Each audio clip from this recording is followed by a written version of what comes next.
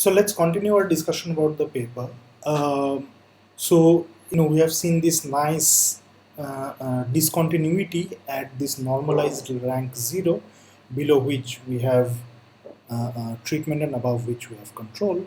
This again is seen in this graph where uh, the authors are looking at this discontinuity for the star states and the non-star states, the other states separately, and you see that this discontinuity is much sharper in the treatment assignment for the star state. So for example, if you look at the negative rank, so districts which are below the cutoff rank for their respective states, they are indeed assigned the treatment. They are part of the NREGA by 2007-8. Okay, and those who are positive rank, none of them are part of the NREGA in 2007-8. So you have, these are the controls, right? So it's a much sharper discontinuity. This sort of is similar to the kind of graph I showed in the previous class using one of the papers, that one of my papers. If you look at the for the other states, you see, some fraction of the state districts with negative rank are not selected. So that's why the average value of the treatment status is somewhere around 0.8, meaning that 80% of districts which have these kind of one negative rank here uh, uh, um, um, are part of NREGA. So 20% are still not of part of NREGA, even though they have a negative rank. And same for these districts. So the districts which have rank about -1, so they also there it's even 60%. So 40% of the districts are not selected in spite of having a negative rank. And similarly, there are about 10 to 20% of districts which have positive rank but yet selected into the program by 2007. So there is sort of a lot more mismatching in the other states, which tells you that in the other states the sort of the bureaucratic hierarchy that was in charge of NREGA were not particularly following the rules per se. But nonetheless, there is still a jump down. So there is 60% chance, let's say, for these districts of getting into NREGA, but the moment you move to the positive, it jumps down to only 20%. So it is still the case that negative rank districts have a significantly larger chance of being selected uh, into the NREGA program by 7-8 as opposed to the positive rank districts. So you can still apply RDD in the other states as well, but you already sort of see an indication that the things are not as well implemented as in the star states. So that sort of is the regression equation. So you want to estimate outcome variable y for district D, and you want to see whether if the district has a negative rank, then whether that has a positive effect on, suppose y is consumption. So the moment you move to the negative region, you are more likely to sort of select into a treatment. So does that increase consumption? Say, suppose that's your value, that's your outcome variable. Does it increase your consumption? Or if your outcome variable is indicator of poverty, whether your income is below poverty line, then that again we want to see whether that has a negative effect on probability of proportion of people who are below poverty line in a particular district D in status. Okay, and you also so that's the regression discontinuity. You also add some control variables. So one of the controls is rainfall, which affects the overall level of income in these districts, because different districts, if they get different amount of rainfall, their agricultural activity will get affected differently, and that can have an effect on consumption and poverty. So you want to control for these sort of variable that affects agriculture. And you also have they also include lagged value of the dependent variable. So consumption in the previous period, because you want to do that because you do not have a lot of districts that are within the bandwidth around the cutoff, and so you want to sort of control for all the variable, you want to control for all the variables that might be affecting. One way to do that is to control for the lagged value, so of the dependent variable itself, meaning that the dependent variable value of the dependent variable in the previous year, because that will reduce the noise in the variation in your outcome variable, because a lot of the value of the consumption in the previous period will become proxy for a lot of different things that affect consumption. So you want to see over and above those, does NREGA have an effect? Okay. And what are these state fixed effects? So you include separate dummies for each state, because you want to normalize all averages across districts within a state. So all districts across states will have sort of similar average. So that's what it means to have this state fixed effect. You have dummies for separate states. So then effectively all comparisons will be equivalent. So as if you are comparing within state, you are comparing districts within state. The authors are going to use two data sets. They're going to use administrative records of wage payments at the district level. So their unit of observation will be district. And they're also going to use NSS data, because there have been NSS rounds in 2007-8. So they're going to use consumption data and wage and employment data from NSS, because NSS captures a large range of information for a sample of individuals from each district, and it's representative at the district. So the sample of respondents within a district is sort of, if you average them out, you will get the representative figure for the district. So this is a nationally representative sample, and because you have a range of observations, you have a range of information for each respondent, you can look at a lot of different stuff. So that sort of is the other main data set that we're going to use. Sorry. Okay. So the first thing that they're going to show is that this idea that applying difference in difference is problematic, especially with respect to consumption and poverty. They're going to sort of show evidence for it by showing that there is parallel trend assumption is violated for phase 1 and 2 districts vis-a-vis phase 3 district. So what they're going to show, what they're showing here is using NSS data to look at consumption. So this is this variable called MPCE. So it's mean per capita consumption expenditure.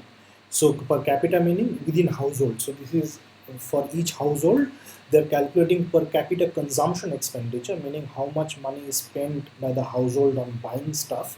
Consumption here doesn't mean good, it means anything that sort of gives utility. So all consumption expenses of the household divided by the number of the household, size of the household. So that gives you mean consumption, per capita consumption expenditure. And so you have, so this is how many households that they have. So that's the unit level observation. This is basically districts, how many districts you have in the sample. So this is done for all the districts in the country. Okay. NP is the sample of all non-priority districts. Okay. And finally, RD is the sample of districts that is in their sample of regression discontinuity, which is this around this bandwidth. And the authors are looking for these three different samples, all districts, non-priority districts, and RD sample districts. Consumption in 99-2000 and consumption in 2004 and 5 using the two NSS rounds in those 2 years. What you see is that phase 1 and 2 districts relative to phase 3 districts are first of all, poorer. The consumption is lower. It is log mean per capita expenditure. So if you the regress log of y on this dummy, what it captures is the percentage change. So this is 13 percentage change lower. So phase 1 and 2 districts have 13 percentage lower mean per capita expenditure relative to relative to the value for phase 3 districts. Okay, so already in 99 2000, which is much below, there is a level difference. So that's the first point. That's true for the non-priority districts also, even though it's a little bit smaller, 11.5 percentage lower.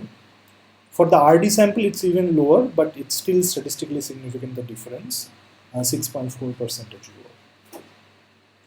Okay. By 2004-5, you see that for all the districts, you see that this 13 percentage fall comes down to 8 percentage gap. So basically what that means is that if you look at 99 2000, then the difference between phase 3 and phase 1 and 2 is 13%, okay, in terms of consumption. By 2004-5, it's only 8%. So you see, if you now sort of compare 99 2000 and 4-5, you see that the gap is reducing. So that tells you that the trend is not similar. If the trend was similar, if there were parallel trend, then this percentage gap would have remained same. But you see the percentage gap for the all phase 1 and phase 2 versus phase 3 reduces. If you look at non-priority district, it also reduces from 11.5 to 4.2. Interestingly, for RD, so for RD sample, the gap was 6.4%, and now the gap pretty much vanishes by 2004-5. Now, as I said, regression discontinuity doesn't require parallel trend, because it's just, it's using cross-sectionally the outcome post the treatment, and it wants to see whether there is a jump in the outcome at the cutoff, right around the cutoff, right? So it doesn't need parallel trend, because it's a cross-sectional comparison of treatment versus control, just that. But what this tells you is that by 2004 and 5, there is no difference. So if you indeed see difference in the opposite direction, positive, then you must think that part of it applies to, it must apply to the NREGA, right? So here by 2004-5, since there is no difference, any positive difference after NREGA comes in can be attributed to NREGA, because by 2004-5 this difference has vanished. Okay.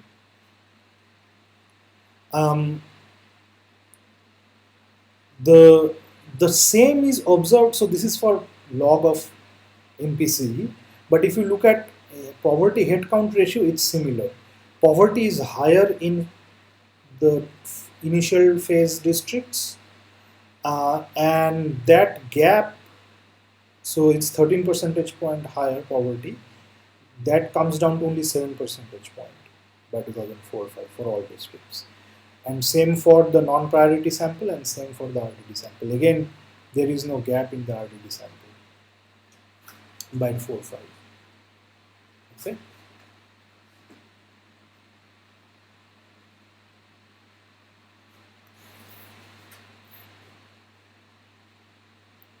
So this is a difference in difference. So this is what is the difference between treatment and control? What is the gap between treatment and control in 2004-5 versus to the 99 2000? So basically, it is calculating the gap between this 13 and 8, okay, or 11.5 and 4, okay, and that's the difference in difference estimate. So this is indicator of phase 1 and 2 interacted with a variable that captures the year. So here the two sampled are pooled, the 99 2000 as well as the 2004-5 sample, they are pooled together, and so it wants to see the gap between treatment and control in 2004-5 vis-a-vis to the 99-2000. So that gap is, so basically the gap has come down by 5%, or in the non priority districts it's come down by about 8 percentage points. The log MPC, it's the MPC. The for the RD sample it goes up by 6.5, but it's noisily estimated. So but the point remains is that by 4-5 there is no gap, because they're going to estimate this RD gap for the RD sample. They estimate this gap again in 2007-8. That's the sort of post the introduction of NREGA, and if they find an effect, it can be attributed to NREGA, because there is no gap in 4-5, the year before NREGA came into place.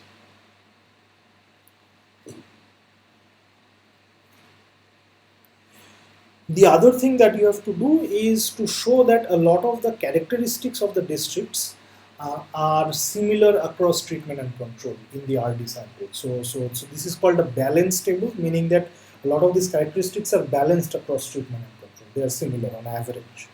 Okay, so it's showing whether the districts that are right below the cutoff. So that's the dummy. It's an indicator whether rank is negative. Whether those districts have similar characteristics as districts which are just above the cutoff. In terms of household size, so this comes from the NSS. So again, you have so many observations. Now you have very few observations because there are only 54 districts in the aggregate treatment and control, because it's selecting for each state. It's selecting 2 rank above the cutoff, 2 rank below the cutoff. So basically you get only 54 districts, including the star and the non-star added together. So it's similarly for SC/ST fraction, you find that again they are similar across treatment control. Land holding sizes or rural population or rainfall, these have been similar. Rainfall have been similar in 2007-8 and so on. So as you see, it says rank dummy is a dummy for the normalized rank being negative. So it's an indicator of greater likelihood of being another district.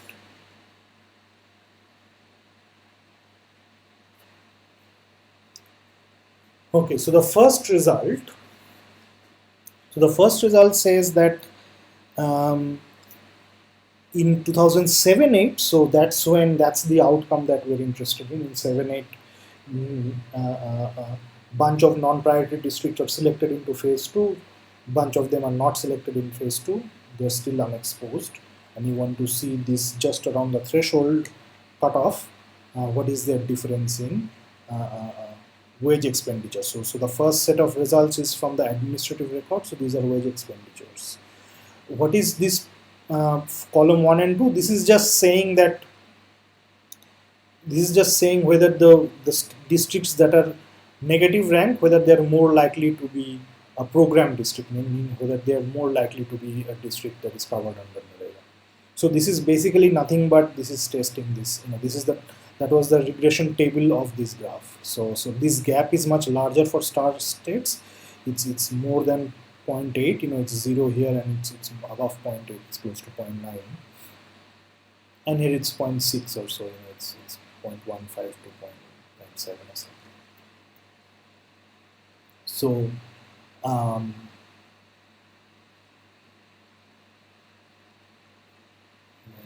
yeah. So that's what it is. For star states, the gap, the moving from positive rank to negative rank increases the likelihood of being a program district by 0.885, and for other districts, for other state districts, it increases by a smaller amount, but still there is a jump, as I mentioned.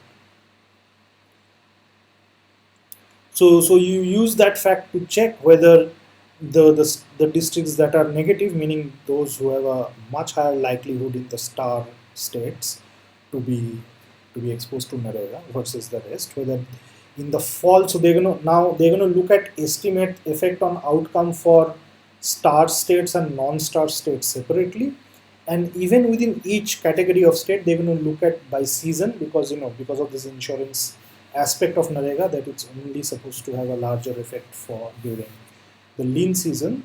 So they're going to do it by fall versus spring. Okay. So you see, according to the government administrative records, the wage expenditures, meaning the wage given out to people in those districts, that's 9 rupees higher in the fall. So that's the lean season. In the star, it's 2 rupees higher in the non-star, but it's not statistically significant. The moment you move to spring, which is the lean season, you see large increase in the star states. You see 34 rupees in terms of, I'm not exactly sure what is the unit here, but let me just check what is the unit. So this is his monthly rupees per rural inhabitant. So this is per month per rural inhabitant, per rural individual.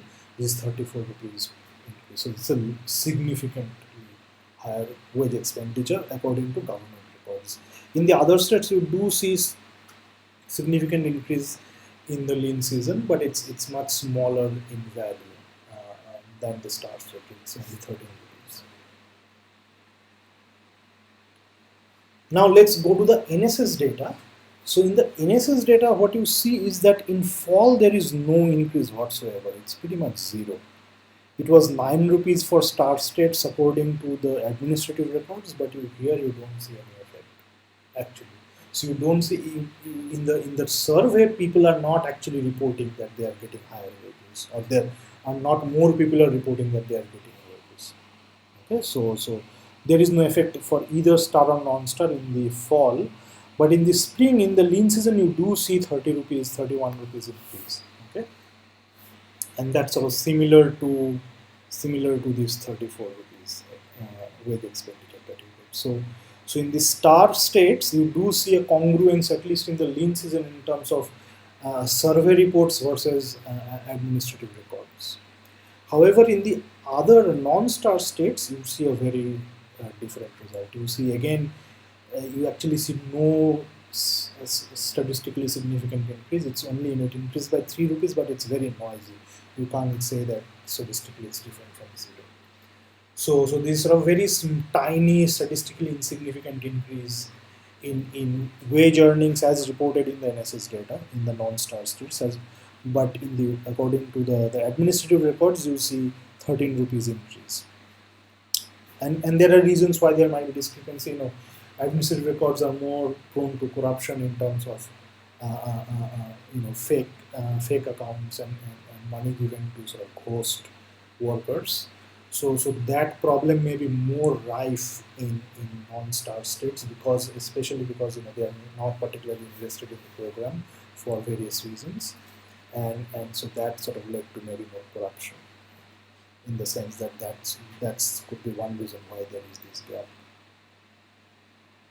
Okay, so this tells us that in terms of wage earnings, you see large increase because of Narega on star states, and you don't see and all of these increases driven by the lean season. There is nothing happening in the Kharif season, and there is no effect of Narega on the non-star states in either the lean as well as in the non-lean season. Okay, so non-star states don't show any effect on wages.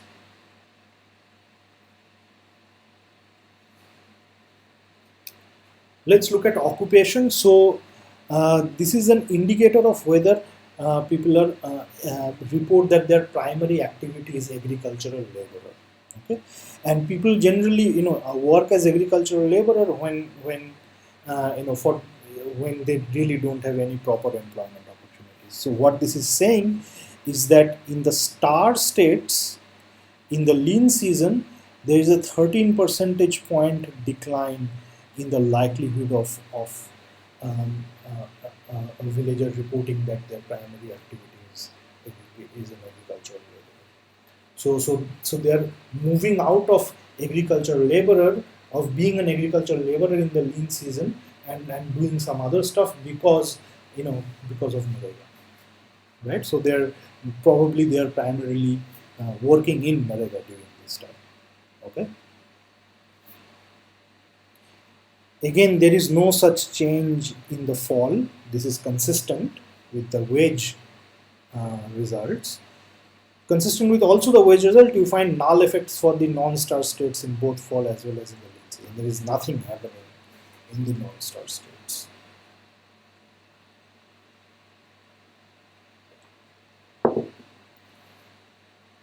What is happening? So what happens to consumption?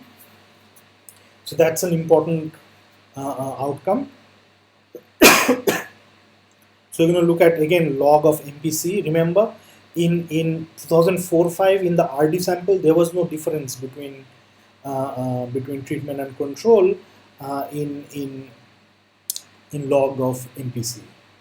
You see in fall of 2007 again there is no effect, there is no difference for either star or non-star state. In the lean season you see 16% increase in per capita consumption expenditure. So that's again a large increase for the star states. For other states, again, nothing is happening. Okay, it's a very noisy, tiny estimate. Even though it's negative, it's super noisy. You can't say that it's different from zero. Which tells you that this increase in consumption expenditure in the star states it can be attributed to Narega, because this difference was non-existent in 4-5, right? As I showed earlier. And again, if this was driven by parallel, if it's driven by parallel trends non-parallel trends, then you should have seen some effect here as well in the fall of 2007 as well. There is no reason to expect a certain positive gap in spring of 2008 and not in fall of 2007 if they are actually indeed moving different. Maybe you can argue that maybe there's no parallel trend, so these poorer districts by 2007-8 has overtaken the richer districts, the districts which are richer earlier, so that's why you see a positive gap. But then you should see such a positive gap here as well, but you don't. You only see in the lean season. So that sort of gives credence to this argument that this is only because of Narega. Again, consistent with the consumption numbers, you see that the effect of Narega is nil in the fall for both kinds of states, but it's negative and significant for star states in the lean season. Poverty headcount ratio goes down by 16 percentage points, while that for all other states remains unaffected pretty much. Okay. So this is a nice set of results that is showing systematic effect of Narega, but only for the star states, only for the states that actually implemented it well, and only in the season where it is supposed to help, meaning the lean season. So it is indeed performing the job of being an insurance to the poor people, and that insurance is indeed increasing their wages, it's increasing their consumption, and it's reducing their poverty status. The states that are not implementing it well, the program doesn't do anything.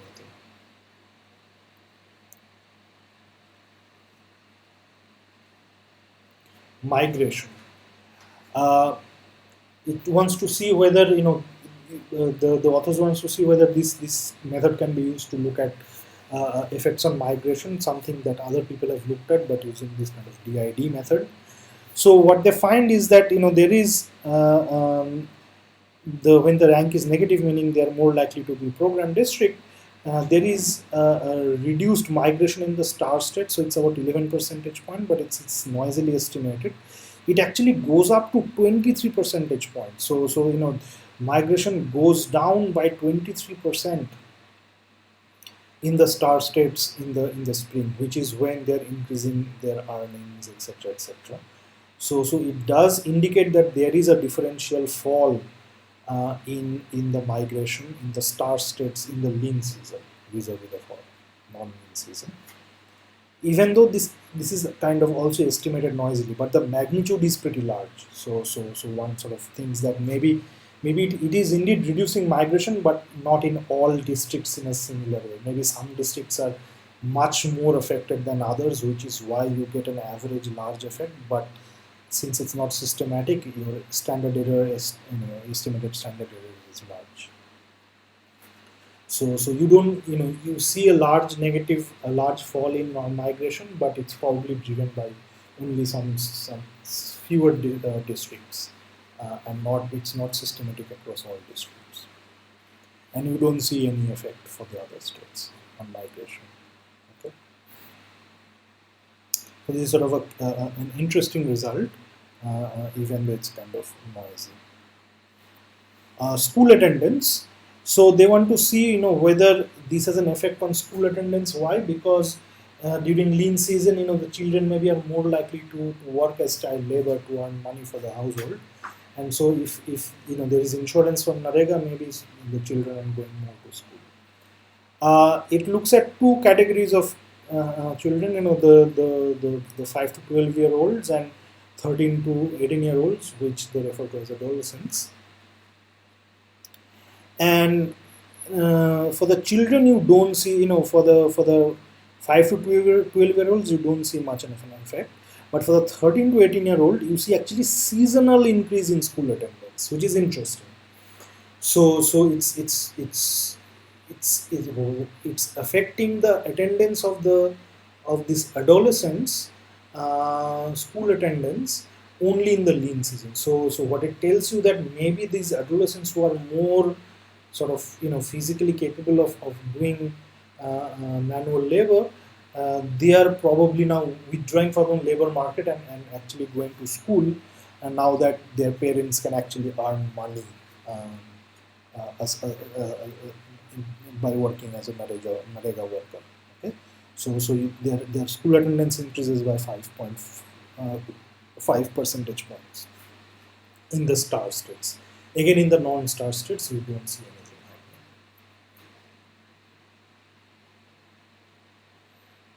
So, there was a question about whether how do we get child labor information, given that it's illegal. Well, NSS asks about child labor.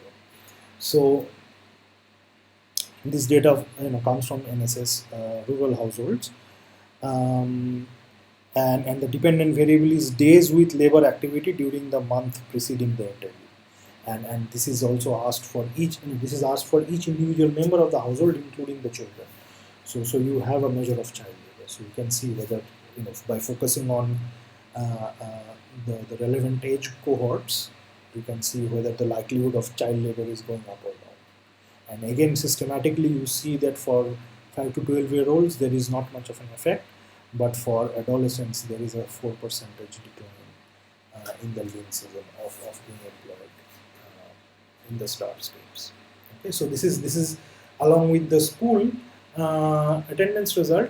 What you basically are getting is that the fact that now parents, adults are able to work during lean season, it has a sort of externality on kids in the households also.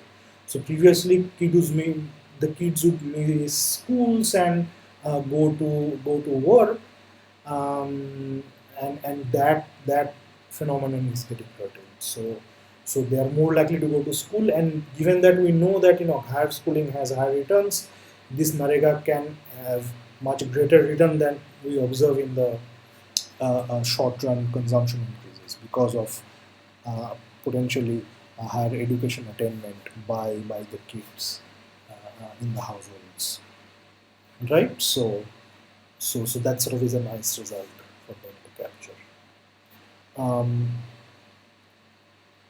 Finally, this I talked about the omitted variable bias, meaning that there is other stuff that's going on, especially this backward regions grant fund that started in exactly that year, 7-8, which affected the treatment districts differentially than the control districts.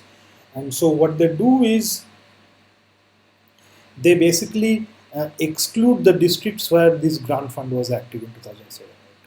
Okay, so they basically throw out those districts from the sample and then re-estimates the effects for consumption and poverty on that smaller sample that is not contaminated by this other program. And again, they find that it's the star states that is still find that consumption increases in the treatment group in the lean season, even though the estimated effect is a bit smaller. It's 14%. Sorry, it's actually quite similar. What was the estimated effect? Let me just check.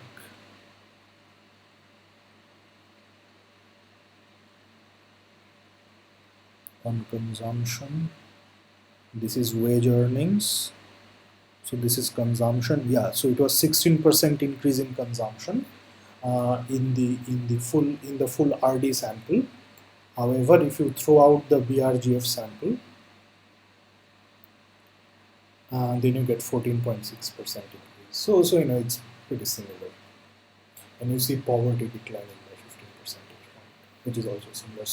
So what it tells you is that, you know, this other program is not introducing a lot of bias in the estimates. Okay, so that sort of is reassuring.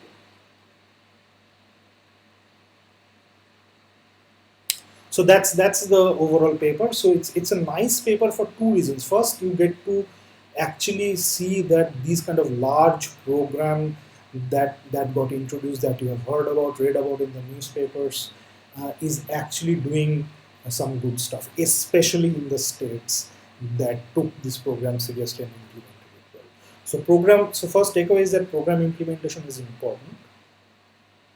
If you don't implement the program, if you don't have the right bureaucracy which is sort of geared towards ensuring that the program gets implemented well, then the program becomes ineffective.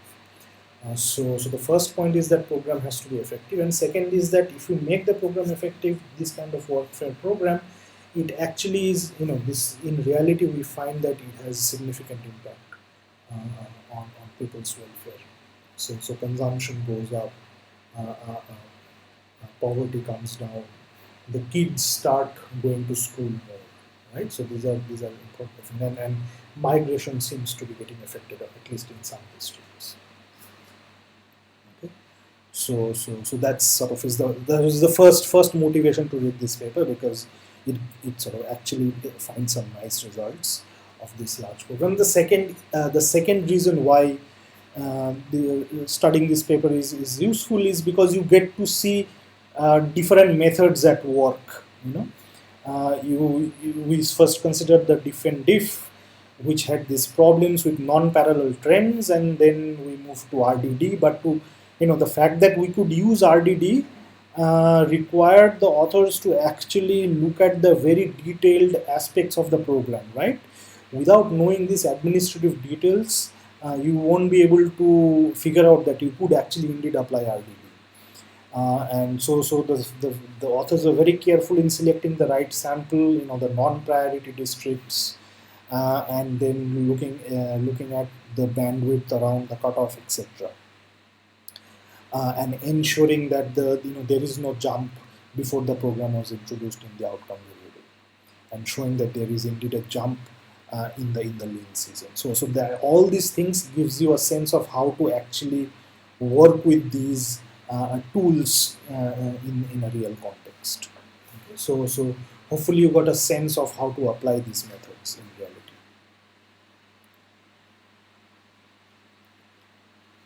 Let me end by talking about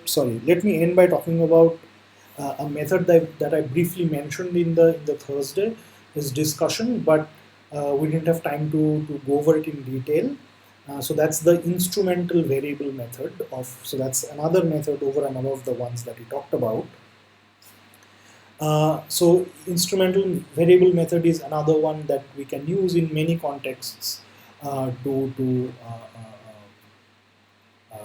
estimate the causal effect of a policy on outcome or causal effect of any sort of x variable on y. The method is also called 2SLS method or two-stage least square method, and I'll explain why it is called two stages. You will see. And the idea is that you want to suppose estimate the effect of x on y, right? So suppose that's your regression equation. Y equals alpha plus beta x plus epsilon. You want to estimate beta, but x is endogenous in the sense that it's say for example this treatment group treatment districts are different from the control district, right? In many different ways apart from the fact that Narega was introduced in the treatment districts first. So those things are more likely to be poorer, they are more likely to be growing faster, etc. There are all these differences that affect outcome variables. So you can't just regress y on x and estimate beta because that's going to be biased. So that's why so the idea is to look for a variable, let's call it z. We're going to call that will be our instrumental variable, which is correlated with x but is uncorrelated with y conditional on x. What do I mean?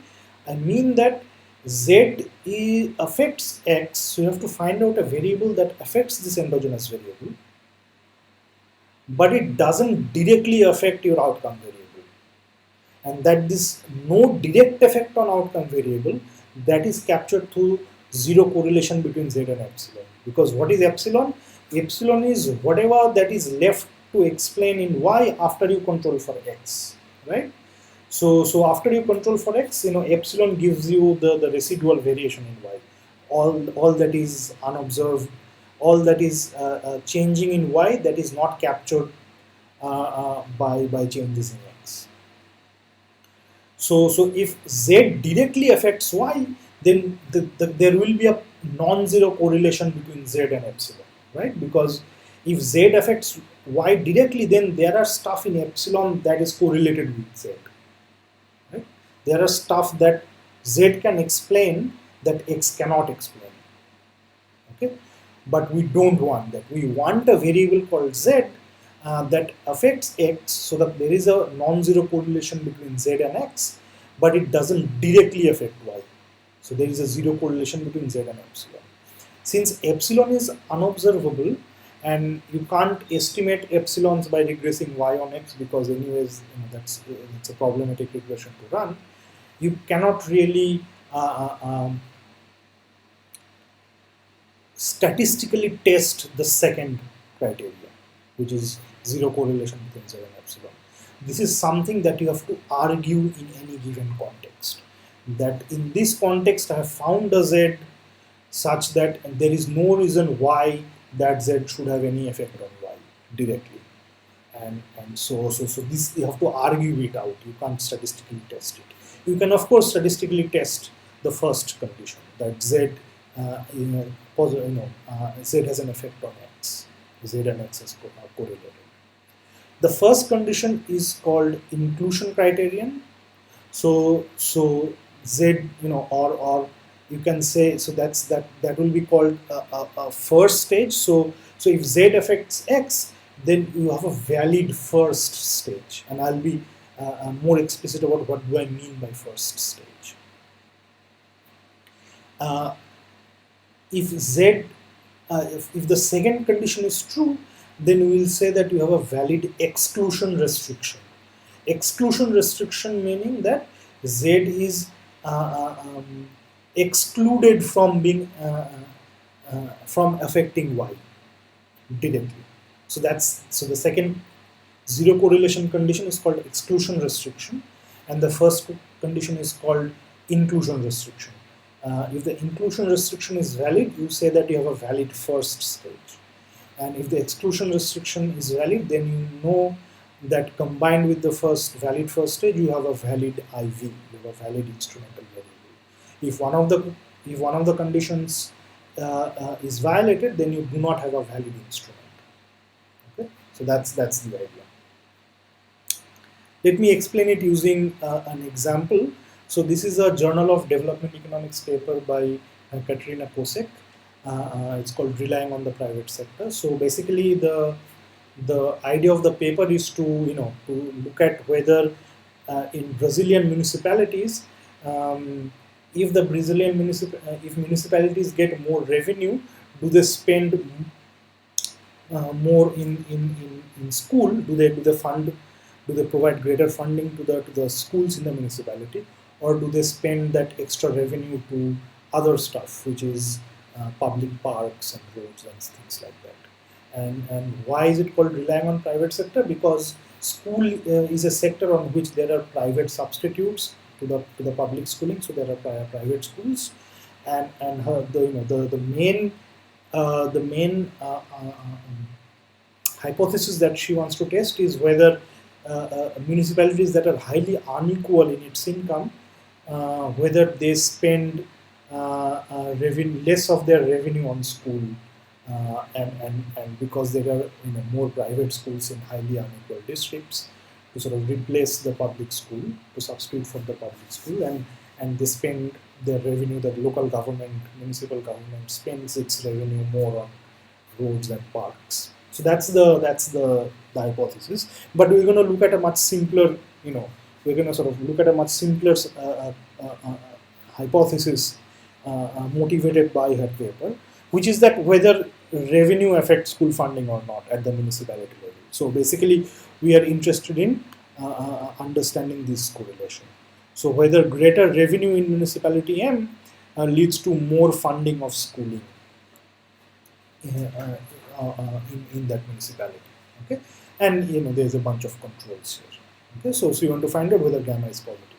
However, revenue is an endogenous variable, right? The municipalities that have a lot of revenue are very different from municipalities that do not generate a lot of revenue or do not have a lot of money at their disposal. The municipalities with higher revenue could have much better governance. They have much greater capacity to raise taxes, etc. If they have greater capacity to raise taxes, they probably have greater bureaucratic capacity to manage and monitor a better school system, and so there might be more funding going to school because of that. Okay, so there could be all these factors that affect both the revenue of a municipality as well as the school funding. So you can't again directly regress school funding on revenue and estimate gamma because it will be biased. So in that context, the author points out that, well, let's look at a specific scheme in Brazil that give us some kind of exogenous variation in revenue, which is a variation in revenue across municipalities that is not generated by these endogenous factors at the municipality level that also can affect their school funding. Okay? So here the idea is that she looks at this state level fund for schooling. So there's a school fund at the state level, some aggregated fund from which various municipalities get some money to be spent on schools. So this is revenue that is coming to municipalities to be spent on school, but the rest of the money that municipality has by themselves, that's fungible. If they get more money, they can sort of substitute away. They can they can take money out from their current funding. But the point is that part of the revenue is part of the municipality's revenue is from this aggregated school fund at the state level. Each municipality contributes to this fund, so they actually, from their own tax collection, they send some money to contribute towards this aggregated state school fund, and then they get back some money from the pooled fund. Okay, so they give some money and they get some money. Their contribution depends on how much taxes that they have raised, but their sort of contribution to the fund, but their receipt from the fund depends on how much school enrollment that they have as a share of all the aggregate school enrollment in the district in the state. So out of the total school enrollment in the state, the municipalities that have a large number of school-going kids will have a larger share of school enrollment in that state, and so that municipality will get greater fund from the state aggregated fund.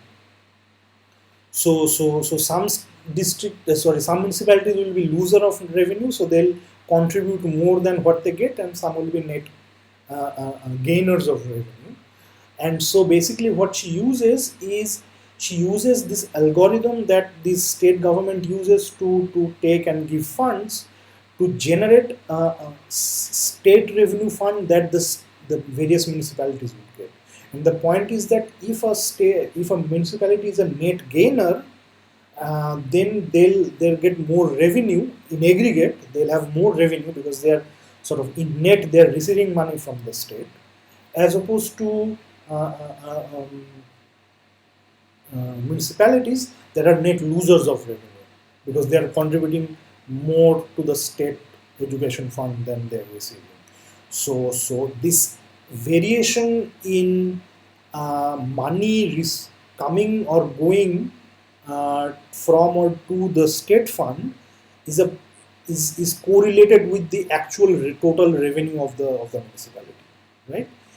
And that variation that is sort of induced by this state funding is exogenous because it's completely determined by state's own policies and this sort of school this school enrollment numbers, right? So this exogenous variation is basically what is the z variable here? So the z variable is the revenue, the state revenue that the municipalities get as part of the school aggregated school fund. Okay, each municipality gets some revenue. It can be positive or negative. Negative meaning would be the the municipalities on net giving money to the state fund, but that is the z variable that is correlated with the actual revenue of the municipality, right? So if again think about net losers versus net gainers. Net losers will have less total revenue on average than net gainers because their net gainers are actually on net getting money from the state.